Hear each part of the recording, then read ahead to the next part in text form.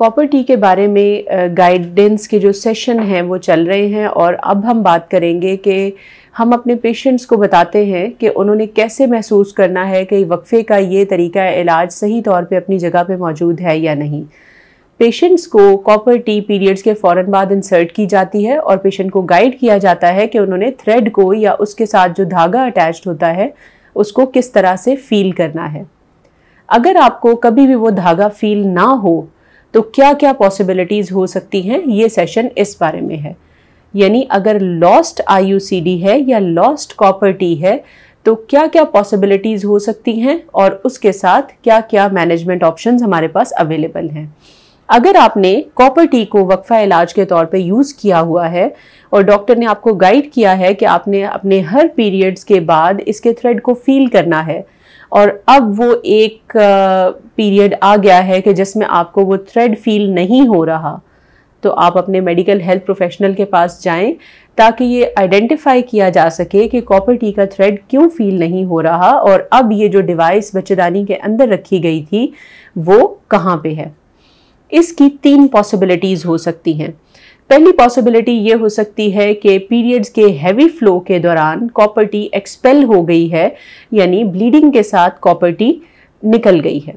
पहली ऑप्शन तो ये हो गई, जिसमें डॉक्टर आपका एक इंटरनल एग्जामिनेशन करेंगी और उसके साथ एक अल्ट्रासाउंड करेंगी जिसमें यह कंफर्म हो जाएगा कि कॉपर टी जिस्म से निकल चुकी है।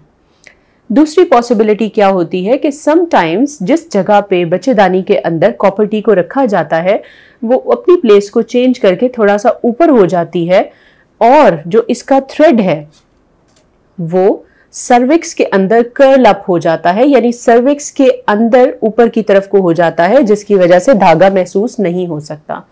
अगेन इसमें आपकी जो डॉक्टर हैं या आपकी गायनेकोलॉजिस्ट हैं वो एक इंटरनल एग्जामिनेशन या अंदरूनी मुआयना करेंगी और अंदरूनी मुआयने के साथ साथ अल्ट्रासाउंड किया जाएगा, जिस अल्ट्रासाउंड के अंदर ये जो कॉपर टी है ये बच्चेदानी के अंदर नजर आएगी लेकिन धागा फील नहीं होगा। ऐसी सूरत हाल में सम टाइम विदाउट स्लाइड सी बेहोशी या विद बेहोशी आपको ये धागा लोकेट करके निकाल दी जाती है। इसको निकालने का सिंपल सा तरीका ये है कि धागे को किसी भी इंस्ट्रूमेंट से ग्रैस्प करके इसे बाहर की तरफ को पुल आउट कर लिया जाता है और ये कॉपर टी रिमूव हो जाती है।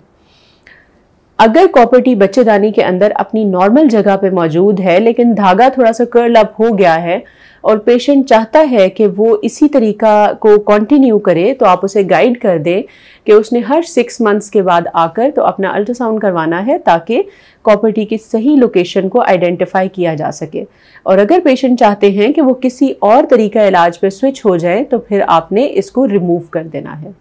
एक तीसरी और लेस कॉमन पॉसिबिलिटी ये है कि ये कॉपर टी बच्चेदानी की दीवार को परफोरेट करके पेट के अंदर कहीं पर भी चली गई है। Now it is a time कि आपने इस चीज़ को आइडेंटिफाई करना है कि ये कॉपर टी कहाँ है।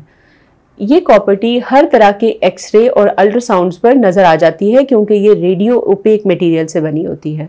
सो आपके डॉक्टर आपको एडवाइस करेंगे कि आप एक एक्सरे करवाएं यूट्राइन साउंड के साथ, जिसमें इस कॉपर टी की प्रॉपर लोकेशन को आइडेंटिफाई किया जा सके और बाद में ऑपरेशन के ज़रिए इसे रिमूव किया जा सके। मैं अगेन इस चीज़ पे जोर दूंगी कि परफोरेशन और misplaced IUCD in the abdominal cavity, यानी इसका बच्चेदानी से निकल के पेट में चले जाने का इम्कान बहुत कम है। लिहाजा आप अपने डॉक्टर से इस तरीका इलाज को ज़रूर डिस्कस कर लें क्योंकि इसके बेनिफिट्स बहुत ज़्यादा हैं एज़ कम्पेयर टू इसकी कॉम्प्लिकेशंस के। मैं उम्मीद करती हूँ कि कॉपर टी के बारे में आपके जितने भी क्वेरीज़ हैं या आपके जितने भी क्वेश्चंस हैं वो सॉल्व हो चुके होंगे। स्टिल अगर आपका कोई भी क्वेश्चन है इस बारे में तो आप मुझे कमेंट्स में ज़रूर बताएं ताकि मैं एक और इन्फॉर्मेटरी वीडियो बनाऊं और आपको अवेयरनेस दे सकूं कि आप कौन सा तरीका है जो कि बेहतर तरीके से वक्फे के लिए इस्तेमाल कर सकते हैं। Thank you very much.